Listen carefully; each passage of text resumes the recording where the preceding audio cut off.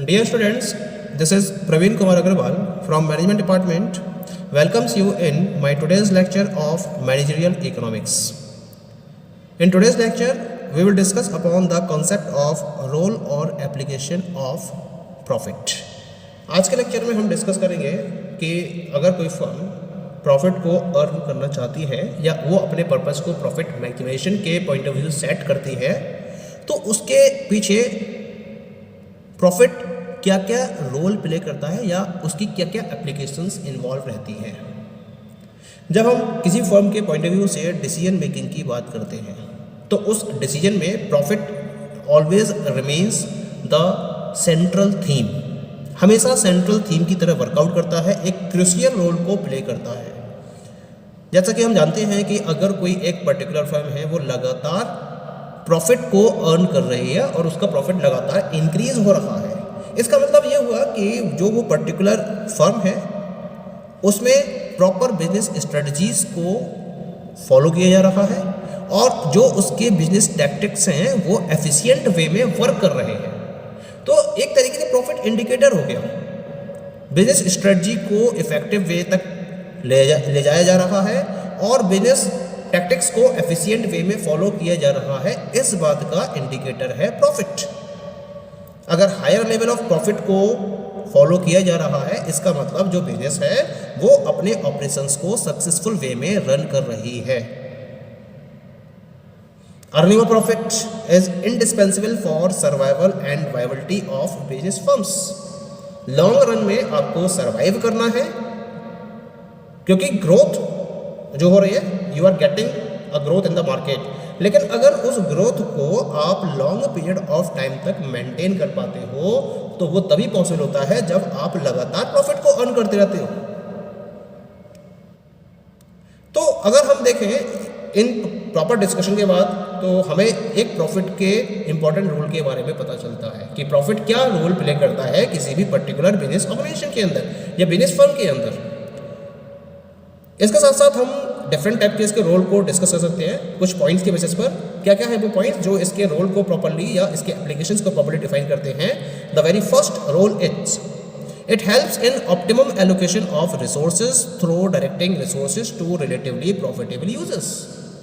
Actually होता क्या है कि जब ऑर्गेनाइजेशन अपने रिसोर्सेज को एलोकेट करती है या अमंग डिफरेंट एक्टिविटीज में डिस्ट्रीब्यूट करती है तो वो क्या करती है, सबसे पहले तो अपनी उन एक्टिविटीज में रिसोर्सेज को एलोकेट करती है जहां उसको मैक्सिमम प्रॉफिट गेन हो सकता है और इस तरह से एलोकेट करती है कि ये प्रॉफिट को ज़्यादा से ज़्यादा इंक्रीज कर सके। तो एक तरीके से जो ऑर्गेनाइजेशन है वो अपने प्रॉफिट को सेंट्रल में रखते हुए रिसोर्सेज को ऑप्टिमम वे में एलोकेट करती है। अगर रिसोर्सेज ऑप्टिमम वे में या प्रॉपर वे में एलोकेट नहीं होंगे तो आप प्रॉफिट को एंश्योर नहीं कर सकते, क्योंकि उस केस में अगर ऐसा नहीं होता है तो रिसोर्सेज की वेस्टेज बढ़ जाएगी और अगर वेस्टेज होगी तो प्रॉफिट तो आप मैक्सिमम वे तक ले ही नहीं जा सकते। पॉइंट क्लियर हो गया। अब हम बात करते हैं अबाउट द सेकंड रोल की। क्या रोल रहता है प्रॉफिट का। Profit is a measure of operational efficiency of the firm and reflects management performance operational as well as financial.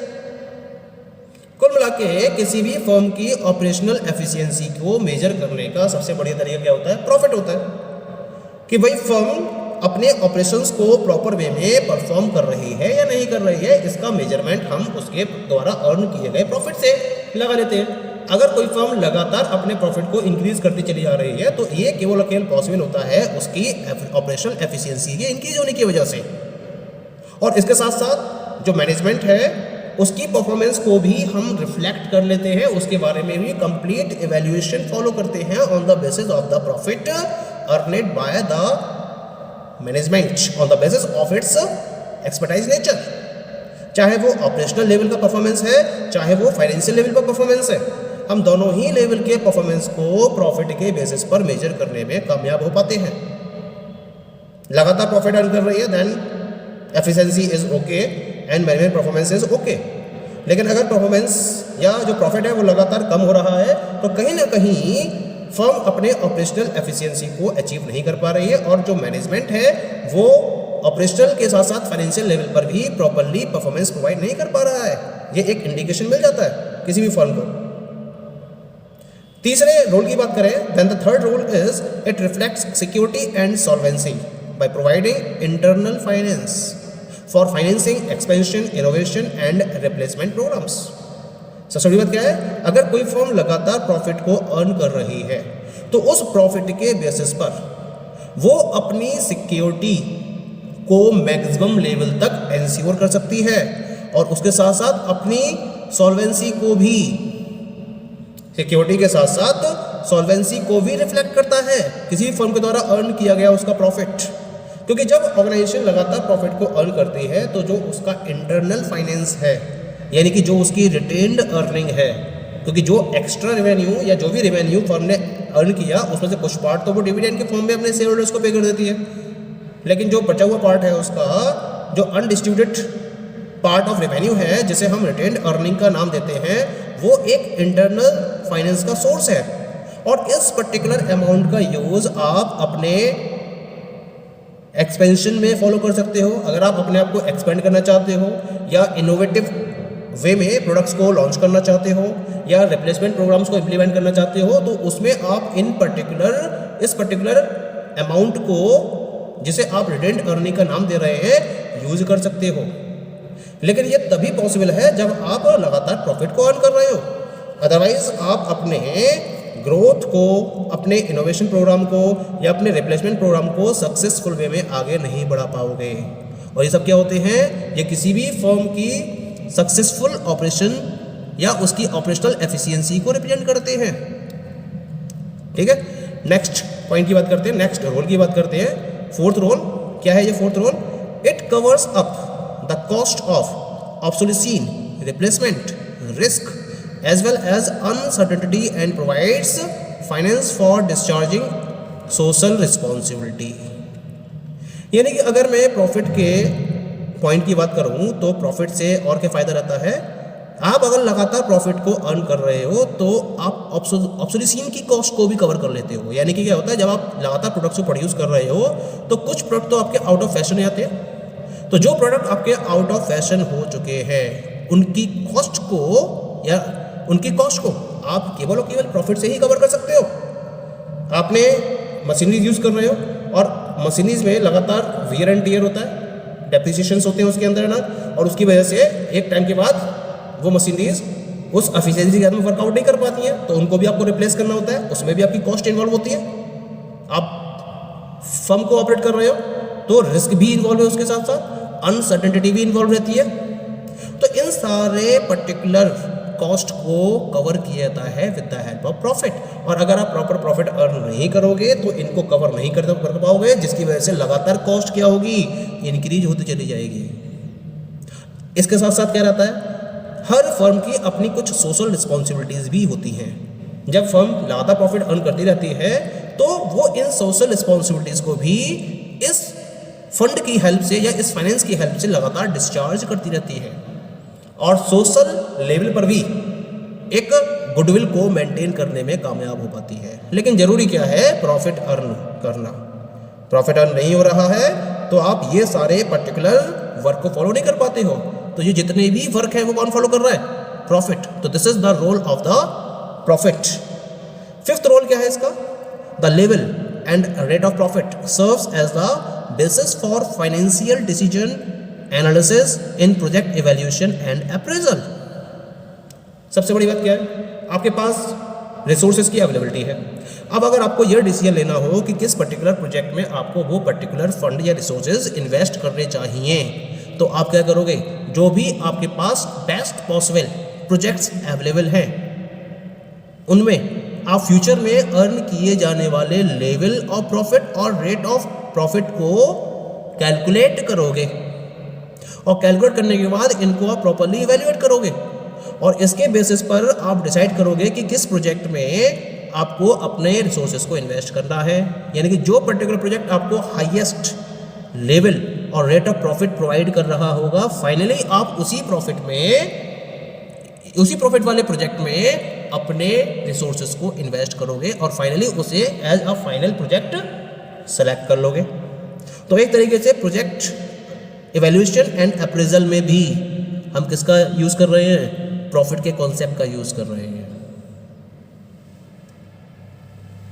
Okay, the next role of profit is that it indicates the area of planning, control and management. ये कैसे possible हो सकता है? Organisation क्या करती है, different areas के profit को एनालाइज करती है और उसको प्रॉपर्ली कैलकुलेट करती है और ये देखती है कि उनकी प्रेजेंट परफॉर्मेंस और जो पास्ट परफॉर्मेंस रही हैं उनके बेसिस पर टोटल प्रॉफिट में से उनका कंट्रीब्यूशन कितना है।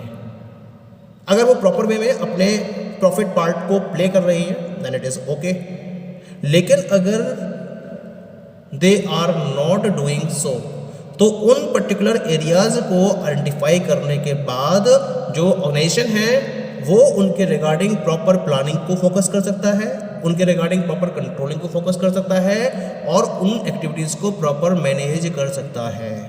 यानी कि प्रॉफिट के बेसिस पर उन पर्टिकुलर एरियाज को आइडेंटिफाई किया जाता है जो प्रॉपर परफॉर्मेंस नहीं दे रहे होते हैं और फिर उनको उस लेवल पर लेकर आने के लिए मैनेजमेंट अपनी तरफ से उन एरियाज में प्रॉपर प्लानिंग को, कंट्रोल को और मैनेजमेंट को फोकस कर सकता है जिससे कि उनको उस पर्टिकुलर लेवल ऑफ प्रॉफिट तक रेज किया जा सके। And the last role of profit is profit index facilitates inter industry and product align comparison. हम एक प्रॉफिट इंडेक्स को प्रिपेयर करते हैं और जो प्रॉफिट इंडेक्स प्रिपेयर किया जाता है उस प्रॉफिट इंडेक्स के बेसिस पर हम कंपैरिजन कर सकते हैं। कैसा कंपैरिजन? अगर एक ही इंडस्ट्री में काम करने वाली डिफरेंट फर्म्स हैं तो उनके प्रॉफिट को कंपेयर कर सकते हैं, या फिर अगर डिफरेंट इंडस्ट्रीज़ हैं तो उन इंडस्ट्रीज़ के प्रॉफिट को कंपेयर कर सकते हैं, या फिर एक ही फर्म अगर डिफरेंट प्रोडक्ट लाइंस को फॉलो कर रही है तो उन प्रोडक्ट लाइन के प्राइजेस या उनके प्रॉफिट को भी हम कंपेयर कर सकते हैं। तो एक तरीके से जो प्रॉफिट है उसका जो उसके बेसिस पर हम जो प्रॉफिट इंडेक्स प्रिपेयर करते हैं उसके बेसिस पर हम डिफरेंट एक इंडस्ट्री के अंदर डिफरेंट फर्म्स के प्रॉफिट को, डिफरेंट इंडस्ट्रीज़ के प्रॉफिट को या डिफरेंट प्रोडक्ट लाइन के प्रॉफिट को प्रॉपर वे में कंपेयर कर सकते हैं और ये देख सकते हैं कि कहाँ लैगिंग है। अगर कहीं किसी फर्म का प्रॉफिट ज़्यादा दिखाई दे रहा है आपके मैक्सिमम एफर्ट्स के बावजूद भी और आपका प्रॉफिट कम रहता है तो आप ये देख सकते हो कि क्या रीजन्स रहे और उन रीजन्स को आइडेंटिफाई करके आप अपने प्रॉफिट को उस फर्म के प्रॉफिट से ज़्यादा लेवल तक ले जाने में भी सक्सेसफुल हो पाते हो। तो this is also one of the role of profit. Okay, thank you.